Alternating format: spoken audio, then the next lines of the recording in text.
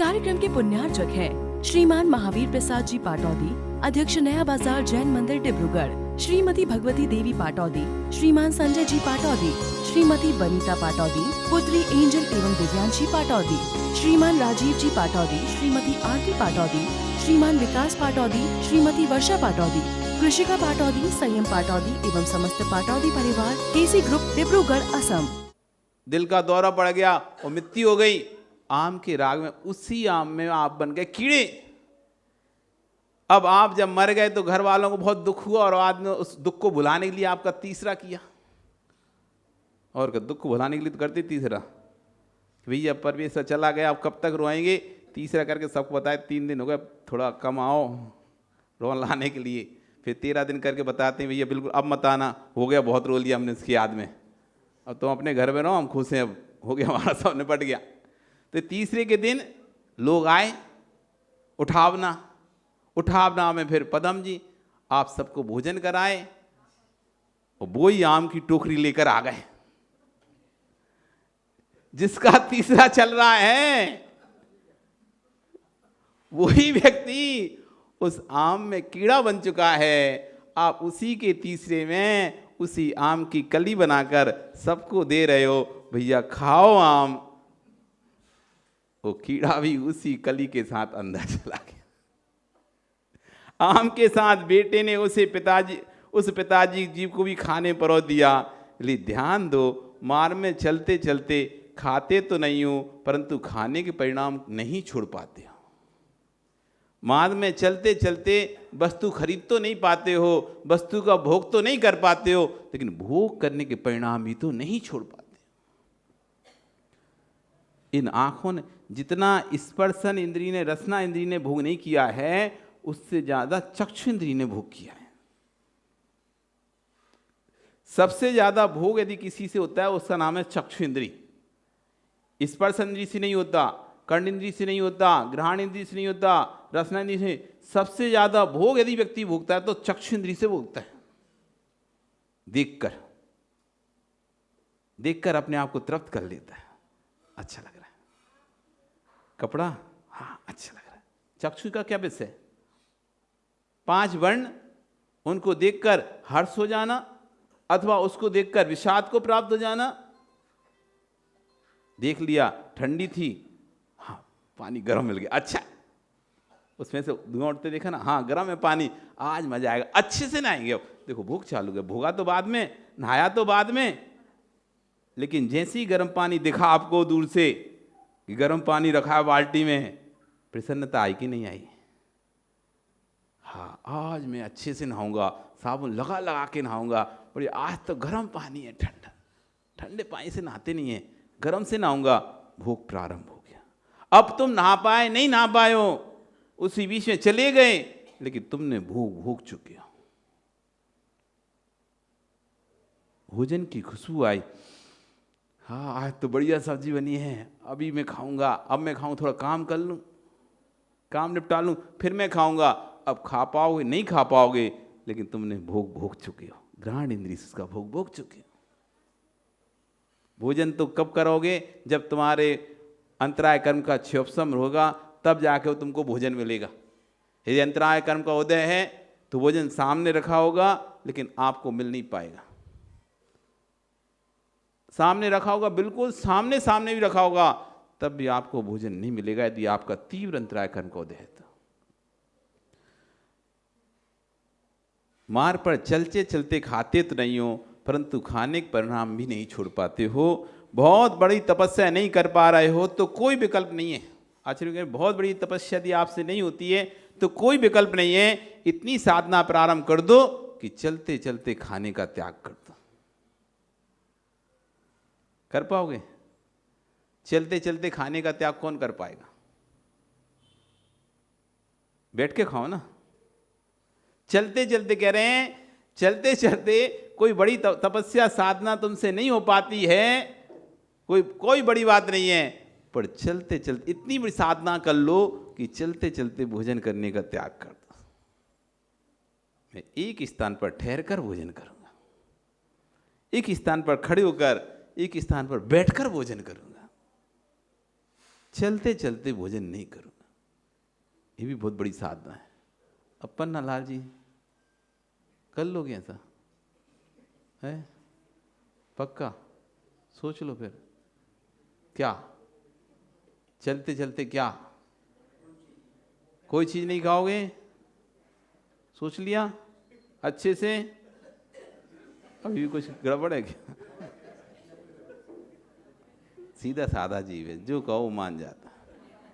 तो ठीक है, आज से तुम्हारे चलते चलते भोजन करने का त्याग। किसी बफर में नहीं जाना। जाते हो क्या? नहीं जाते ना? हाँ, तो फिर जब बैठ के खाओगे फिर रोटी खत्म हो जाएगी तो फिर हाँ, बहुत बड़ी। देखो ताली बजाओ जीव के लिए। ऐसे धीरे धीरे भाव बनते हैं। एक दिन बफर क्या ही खाना है ये। जानवर खाते हैं चलते चलते, जानवर खाते हैं चलते चलते। खा लिया, चलते हो, खा रहे हैं, चल रहे हैं। तो इंसान को ना, जानवरों का काम है मुंह में भरा और खा रहे हैं। सौंफ भर ली, सुपारी भर ली, इलायची भर ली और मुंह में चले जा रहे हैं और बाजार में घूमते चले जा रहे हैं। सौंफ सुपारी जब दवा ली, सौंफ दवा ली, सुपारी दवा ली और घूम रहे हैं। चलते चलते कुछ नहीं खाना, कम से कम कुछ नहीं कर पाए ये भी कर लिया, ये बहुत बड़ी साधना है। इतनी साधना प्रारंभ कर दो, मुख से भोगने के लिए कब मिलता है, आंखों से देखने वाला रूप कब कब मिलता है। मुख में आम का फल रख पाओ या न रख पाओ, लेकिन आंखों से तुमने उसको कितना भोग डाला है। कर्म कहता है कि आपके मुख में आया नहीं आया कोई बात नहीं, लेकिन तेरे मुख में तू तो आ चुका है। आम फल भले नहीं आया, लेकिन भावों से तो आम फल तुम्हारे मुख में आ ही चुका है। अब कर्म का कार्य बंद होगा। आप पैसों से कितने द्रव्य का भोग किए और बिना पैसों से कितने द्रव्य का भोग किए। करो स्वाध्याय। आज सोचना कि मैंने पैसों से कितने द्रव्य का भोग किया और बिना पैसों से कितने द्रव्य का भोग किया। हम कहते जरूर हैं हम अब्रह्म का सेवन नहीं करते, हम व्यभिचारी नहीं हैं। शरीर से आपने भले अपनी स्त्री से संबंध बनाए रखे हों, लेकिन आंखों से कितने लोगों से संबंध बनाए। शरीर से भले आपका संबंध अपनी स्त्री के साथ ही रहा होगा और किसी के साथ नहीं बनाया। आप सोचें देखो हम तो किसी पर स्त्री को नहीं देखते, कुछ हमारा संबंध नहीं है, तो आश्चर्य कर रहे हैं शरीर से संबंध कितना भोगा है और आंखों से संबंध को कितना भोगा है। करो स्वाध्याय। हमने तो कोई पाप ही नहीं किया, हम तो कोई पाप ही नहीं करते, हम तो अब्रह्म पाप ही नहीं करते, हम तो चोरी पाप ही नहीं करते, कुशील पाप ही नहीं करते। अब आश्चर्य हो गया, अब देखो कि आप पाप करते कि नहीं करते। कितनी दुकानों पर झांक झांक कर देखता है और कहता है कि मैं बहुत बड़ा ज्ञानी हूं, मैं बहुत बड़ा कुशल हूं, ठग कर नहीं आऊंगा। परंतु यथार्थ मानिए प्रतिक्षण ठगे जा रहे हो आप। आपको लग रहा है कि आप कुशल हैं, चतुर हैं और आप 4 जगह पूछ के सामान लेते हैं, 4 जगह भाव ताव करके घंटों घंटों एक दुकान पर खड़े होकर 50-50 पैसे पे रिगड़ करते हो। खूंजड़े की दुकान पे खड़े हो जाओगे, सब्जी लोगे, फल लोगे, कुछ लोगे, 1 रुपया कम। वो कह रहे नहीं, वो दुकानदार दे रहा है 1 रुपये कम में दे रहा है। अब दुकानों पे, फल की दुकान कितने रुपए कम कराओगे? 50-100 रुपये तो कम नहीं कराओगे ना 1 किलो पे। 1 किलो आम लोगे या 1 किलो एप्पल लोगे तो कितने रुपए कम कराओगे? हाईजेस्ट 2 रुपये, 5 रुपये। अब 50 रुपये तो किलो ही है, तुम उसमें 20 रुपये किलो कम कराओगे क्या? 50 रुपये किलो, 100 रुपये किलो चीज है, आप उसमें कितना भी कम कराओगे तो 2-5 रुपये बस, इससे ज्यादा क्या ही कम कराओगे। ऐसा नहीं कि 50-100 रुपये किलो चीज आपको 10 रुपये किलो मिल जाएगी। 2-5 रुपये आप कम करा पाओगे, पर वो 2 रुपये कम कराने के चक्कर में आप पूरा आधा घंटा दे चुके हैं। कितने रुपए कम कराए आपने पदम जी? 2 रुपये कम कराए, आधा घंटा निकल गया। आधा घंटा आपने, स्वरूप जी बेटे हैं क्या? बेटा है क्या? बेटा कहाँ रहता है? कहाँ रहता है? है? विदेश में रहता है क्या? कौन का बेटा विदेश में रहता है? नहीं रहता यहाँ पे किसी का। बहुत बढ़िया।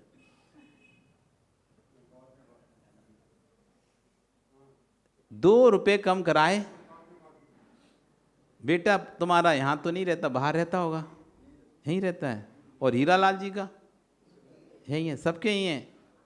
अरे गड़बड़ पकड़ा है, अभी दिखाते हैं कौन का बेटा कहाँ रहता है। रुको भैया। हाँ पदम जी, आपके दोनों ही रहते हैं? दुबई रहता है। देख लो, पकड़ में आ गए कहीं तो। अब ₹2 कम करा रहा है व्यक्ति, आधा घंटा निकल गया, आधा घंटे में ₹2 कम करवा पाया और अपने आप को होशियार समझ रहा था, मैंने कितना रुपए बचाया। आधा घंटे आयु के निषेध उसके जो गए, उसकी उसको कीमत नहीं थी। अब कीमत देखो, अस्पताल में पड़ा है, डॉक्टर से कह रहा है पदम जी 5 मिनट रुक लो, बस 5 मिनट, बेटा आ जाएगा, जितने रुपए लोगे उतने रुपए दूंगा, बस 5 मिनट रुक लो। आधा घंटा जब कूंजड़े पर कचर कचर कर रहा था, तब आयु निषेध की चिंता नहीं थी, वहां पर ₹2 बचाए थे। अब कह रहा है 2 लाख ले लेना, बस 5 मिनट। अब बताओ समय की कीमत कहां गई? अब बताइए, वो आपने ₹2 बचाए थे, वो श्रेष्ठ थे क्या? आधा घंटा में आपने भगवान की भक्ति कर सकते थे, वो आधे घंटे में आप अपना स्वाध्याय कर सकते थे, आधा घंटे में अपनी जाप कर सकते थे, लेकिन वो आपने आधा घंटे के निषेध उस कूंजे की दुकान पर दे दिए। जब फल खरीद रहा था तब खड़ा कहाँ था? जिनालय में, जिनवाणी के पास, निर्ग्रंथ गुरु के पास, या कोने की दुकान के पास? अहो बनने वाला अशरीरी भगवान और थैले को हाथ में लिए फल वाली दुकान के सामने घूम रहा है।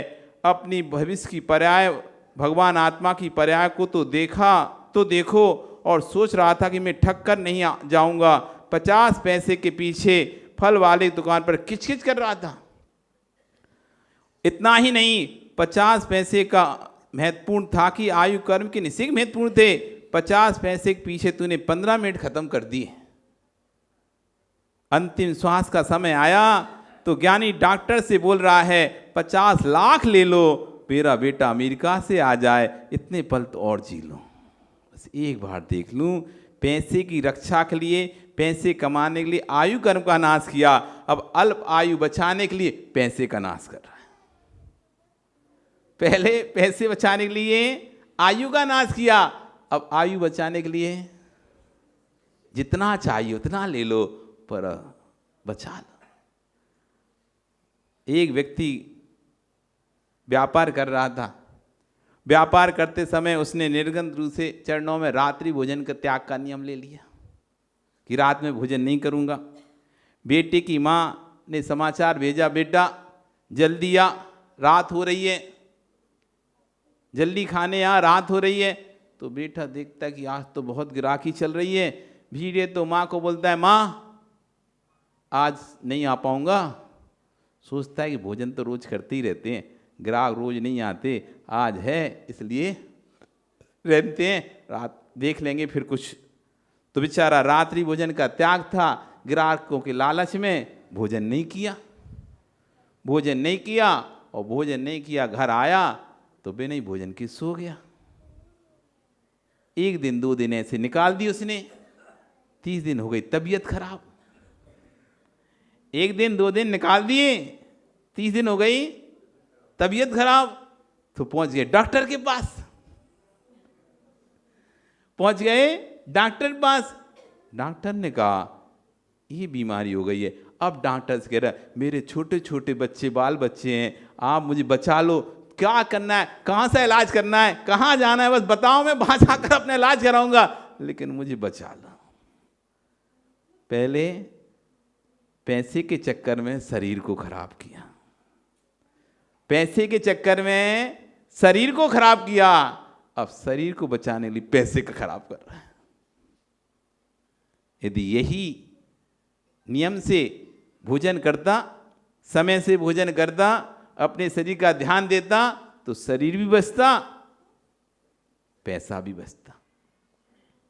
शरीर भी बचता और पैसा भी बचता।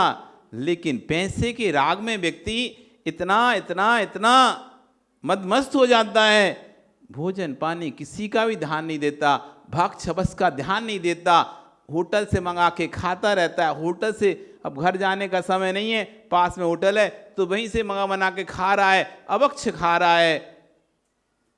बाजार के तेल की चीजें, घी की चीजें, जो कि पता नहीं काय का कौन सा घी है भी नहीं कि चर्बी का घी है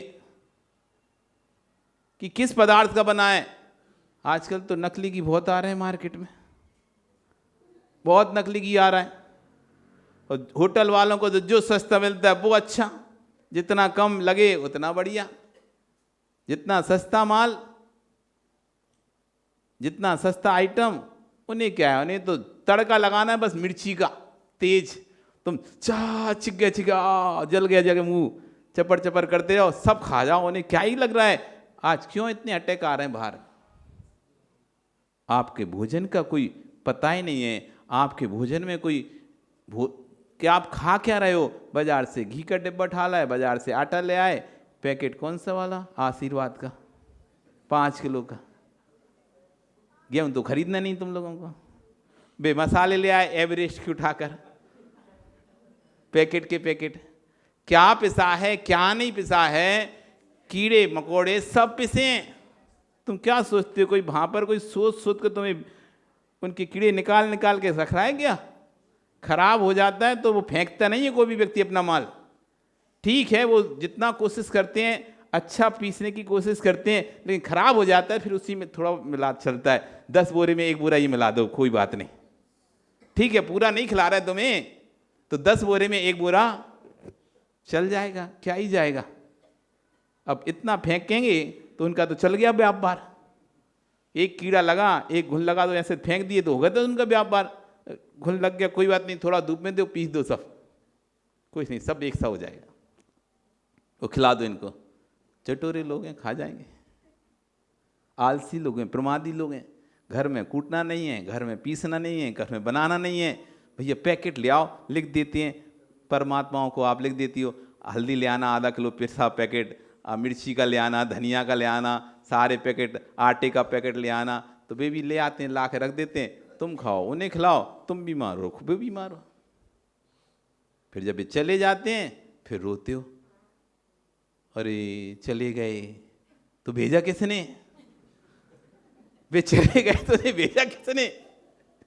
तुम नहीं तो भेजा। बाजार का सामान खिला खिला के आज मन नहीं है खाना बनाने का, आज मन नहीं है, चलो होटल पे चलते हैं, चलो होटल पे चलते हैं। जब भी मन नहीं हुआ तो चलो होटल पे। आज घर में खाना बंद, सारे सारे पई पान चूल से निमंत्रण होटल पे। मेहमान भी आते हैं ना, आजकल तो फैशन चल गया, घर में किसी को बुलाते नहीं कोई व्यक्ति। यदि रिश्तेदार मेहमान को बुलाना है ना तो एक काम करो, होटल बुक कर लो।